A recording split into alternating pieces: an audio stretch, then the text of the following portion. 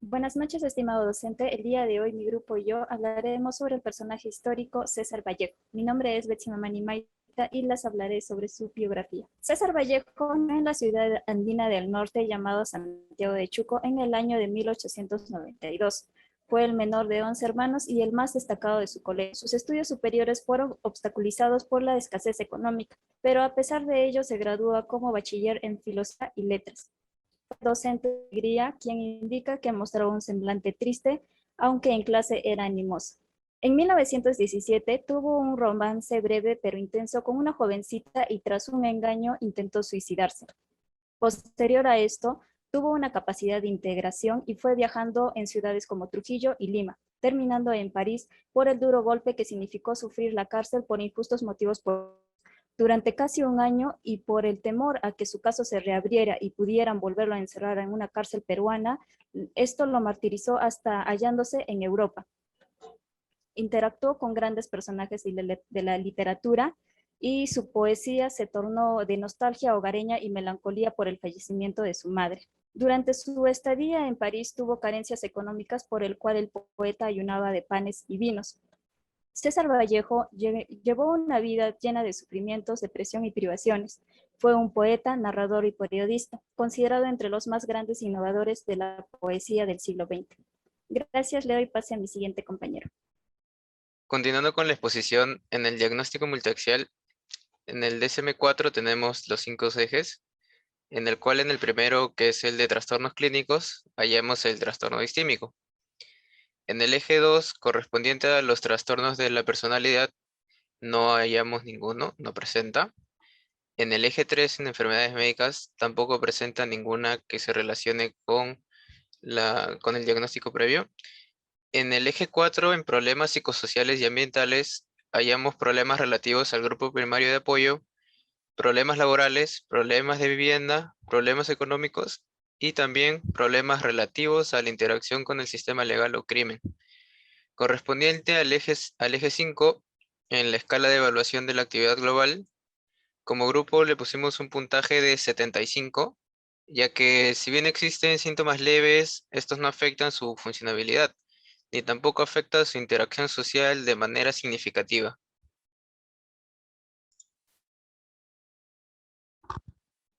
Continuando con el diagnóstico multiaxial, con este tiene 3 ejes. El primer eje es el diagnóstico clínico, el F34,1, que es trastorno distímico.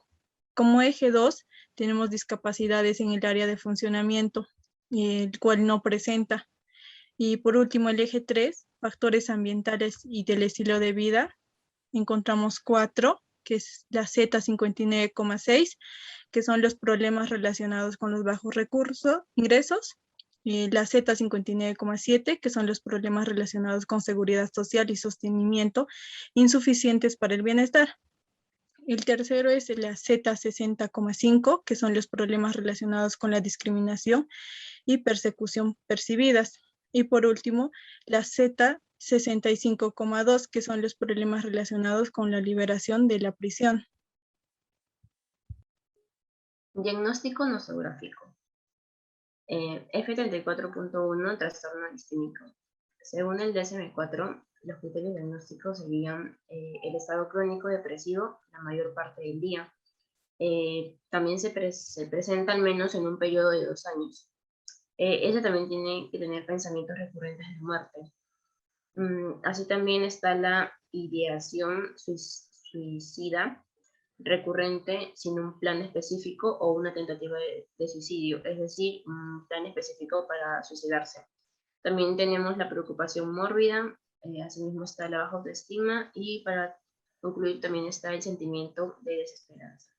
F34,1 distimia. El CIE-10 indica que es la depresión crónica del humor, que dura varios años y no es suficientemente grave o sus episodios individuales no alcanzan a ser suficientemente prolongados como para justificar el diagnóstico, tanto de las formas graves y moderadas como de las formas leves del trastorno depresivo recurrente. Debe tener una presencia de al menos 2 años de humor. Características diagnósticas. Dentro de ellas presentamos un listado de indicadores de los cuales se destaca la pérdida de confianza e inseguridad de sí mismo, haciendo referencia a la baja autoestima. Por otro lado, también hacemos referencia a los sentimientos de desesperación y desesperanza. Ello se produjo tras su detención injusta y se mantuvo incluso después de ser liberado, ya que presentaba sensaciones de persecución y angustia al pensar que su caso podría ser abierto nuevamente. Y por último tenemos pesimismo sobre el futuro y cavilaciones sobre el pasado.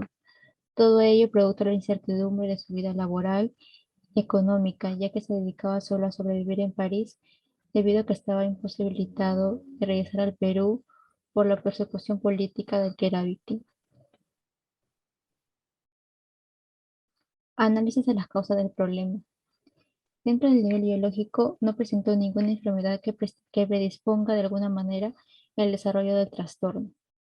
Sin embargo, dentro del nivel psicológico hubo muchos factores que intervinieron en el desarrollo del mismo, como por ejemplo los sentimientos de culpa que experimentó al ser detenido y el fallecimiento de su madre, hermano y amigo. En el nivel social tenemos lo que es la carencia de los recursos económicos y ello perjudicó su inicio académico, ya que por esta razón tuvo que abandonar sus estudios en múltiples ocasiones, a pesar de contar con un excelente rendimiento académico. Y como ya lo había mencionado en anteriores ocasiones, su estadía en la cárcel también lo perjudicó debido a que ello le trajo muchas dificultades para conseguir trabajo, provocando así una crisis económica, imposibilitando el pago de sus servicios y alimentación. Eso sería todo. Muchas gracias.